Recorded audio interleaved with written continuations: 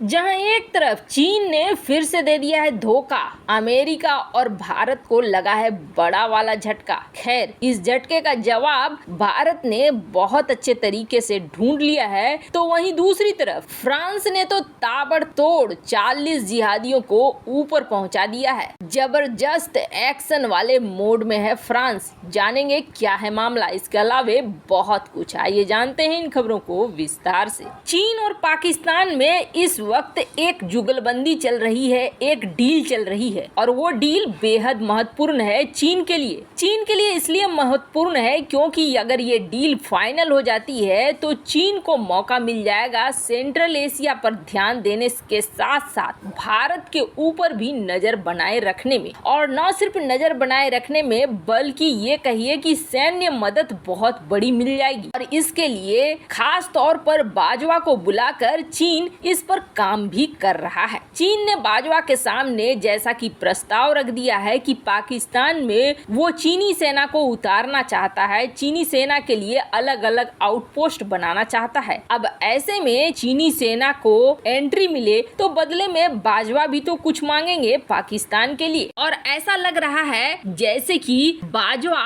ने भी शर्त रखी है और उसका असर देखने को मिल रहा है। एक बार फिर से चीन ने वही काम किया है जो काम हाफिज के समय किया, जो काम मसूद अजहर के समय किया, लेकिन हाफिज के समय 3 से 4 बार पूरा जोर लगाया चीन ने, सफलता भी मिली चीन को, लेकिन फिर भी भारत कामयाब हो गया। उसके बाद मसूद अजहर के टाइम भी चीन ने 4 से 5 बार कोशिश की, लेकिन फिर भी भारत सफल हो गया। अब ऐसा ही कर रहा है चीन एक और के साथ। दरअसल जितनों का मैंने नाम लिया वो सारे टॉप क्लास के आतंकी हैं, और इन आतंकियों को यूएन में आतंकी घोषित करवाने में भारत के खिलाफ हर बार चीन खड़ा रहा है। चाहे वो हाफिज सईद हो, चाहे वो मसूद अजहर हो, या इस बार मक्की हो। हाफिज सईद का साला है मक्की, और ये तीनों हाफिज सईद, मसूद अजहर या फिर मक्की,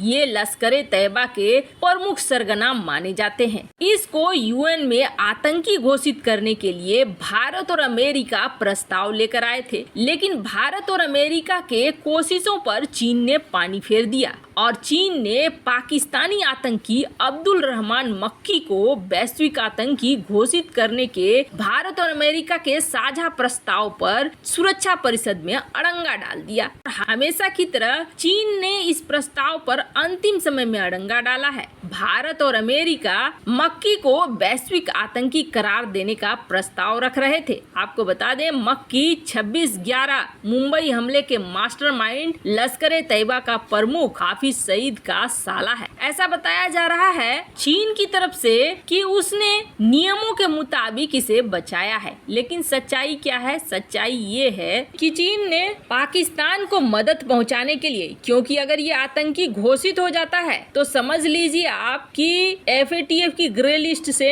निकलने के जो सपने देख रहा है 2-3 महीने में पाकिस्तान, वो सपना तुरंत से चूर हो जाएगा। वहीं दूसरी बात है कि ये अभी खेल खत्म हुआ नहीं है। जिस तरीके से मसूद अजहर के मामले में लगाया, हाफिज सईद के मामले में लगाया, वैसे ही इस मामले में चीन लगा तो रहा है, पर अमेरिका और सहयोगी देश फिर से भारत के साथ खड़े हैं। कहने का अर्थ ये है कि वही हाल होगा। हाँ, थोड़ा वक्त लग सकता है, हो सकता है पाकिस्तान को एफएटीएफ की ग्रे लिस्ट से बचने का मौका मिल जाए, फिर भी अभी 3-4 महीनों का बड़ा समय है। भारत के साथ कई सारे देश हैं, ऐसे में दबाव चीन के ऊपर बनेगा ही बनेगा। और अब तो सबसे बड़ी बात यह है कि भारत को चाहिए कि भारत चीन के इस दोहरे चेहरे को सामने लाए, और भारत सरकार ने दोहरे चेहरे को सामने लाना भी शुरू कर दिया है। भारत सरकार ने अपने बयान में इस बात को कहा भी है कि चीन का आतंकवाद के प्रति दोहरा रवैया बिल्कुल भी सही नहीं है। अब ऐसे में चीन का चेहरा भी सामने आ रहा है दुनिया के, वो वैसे ही बदनाम है, अब इन चीजों से भी उसका चेहरा निकल कर आ रहा है कि देखो, उइगर मुसलमानों के खिलाफ जो आतंकी गुट तैयार होते हैं उसको चीन आतंकी गुट मानता है, लेकिन जो भारत के खिलाफ आतंकी हैं उन्हें आतंकी नहीं मानता है। तो आने वाले समय में चीन के लिए और भी ज्यादा मुश्किल खड़ी हो जाएगी। खैर, हिलेरी क्लिंटन ने एक बात कही थी जो बेहद सही थी कि कोई अगर अपने घर के बगीचे में सांप पालता है और वो भी जहरीले सांप, और ये सोचता है कि ये सांप सिर्फ पड़ोसियों को काटेगा, हमें नहीं काटेगा, तो वो दुनिया का सबसे बड़ा मूर्ख है, क्योंकि जहरीला सांप उसे भी एक न एक दिन काटेगा जरूर। खैर, जहाँ एक तरफ ये सब कुछ हो रहा है तो वहीं दूसरी तरफ फ्रांस तो बिल्कुल एक्शन वाले मोड में सामने नजर आ रहा है। जिहादियों के प्रति फ्रांस का रवैया बेहद कठोर है और ये चीज देखने को सामने मिलने लगा है हाल के सालों में। पहले भले इतना ज्यादा फ्रांस नहीं रहता था अगेंस्ट, लेकिन अब जो कट्टरपंथी हैं उनको लेकर फ्रांस हमेशा से आक्रामक रहने लगा है और ये जो इस्लामिक आतंकवादी हैं इनको अब ठिकाने लगाने के लिए फ्रांस ताकत का बखूबी इस्तेमाल करने लगा है। दरअसल फ्रांस में कई तरह की घटनाएं हुई जो देखने को मिली और इसके बाद फ्रांस के अंदर काफी सारे बदलाव भी देखने को मिले। फ्रांस ने कई तरह के हमले हाल के दिनों में झेले भी हैं। उसके बाद जियोपॉलिटिक्स में लगातार बदलाव को देखा भी जा रहा है। दरअसल ये जो इलाका देख रहे हैं आप, ये इलाका है नाइजर का, फ्रांस से कुछ ही दूर। वैसे आपको बता दें, कभी माली में फ्रांस की सेना का एक अच्छा खासा प्रेजेंस हुआ करता था यहाँ पर, लेकिन आम लोगों ने फ्रांसीसी सेना का विरोध करना शुरू कर दिया। अब आम लोगों ने माली में विरोध भी करना शुरू किया तो कथित तौर पर चीन के भड़काने पर ही माली के लोग फ्रांसीसी सेना के खिलाफ होने लगे, जिसकी वजह से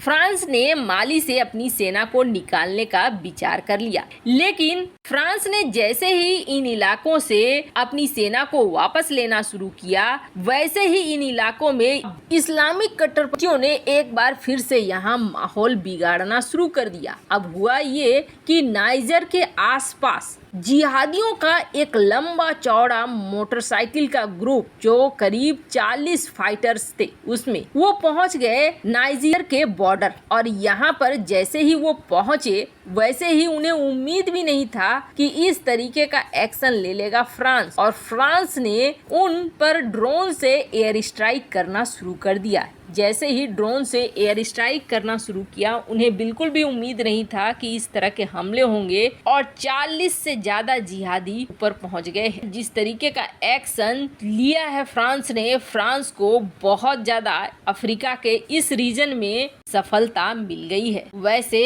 अब लगभग दुनिया के कई देश हैं जो इस्लामिक कट्टरपंथ के खिलाफ बहुत एक्शन वाले मोड में आ रहे हैं। वैसे इन सब मामले में आपकी क्या राय है, कमेंट कर जरूर बताएं। जल्द मिलते हैं अगली वीडियो में नई खबर के साथ।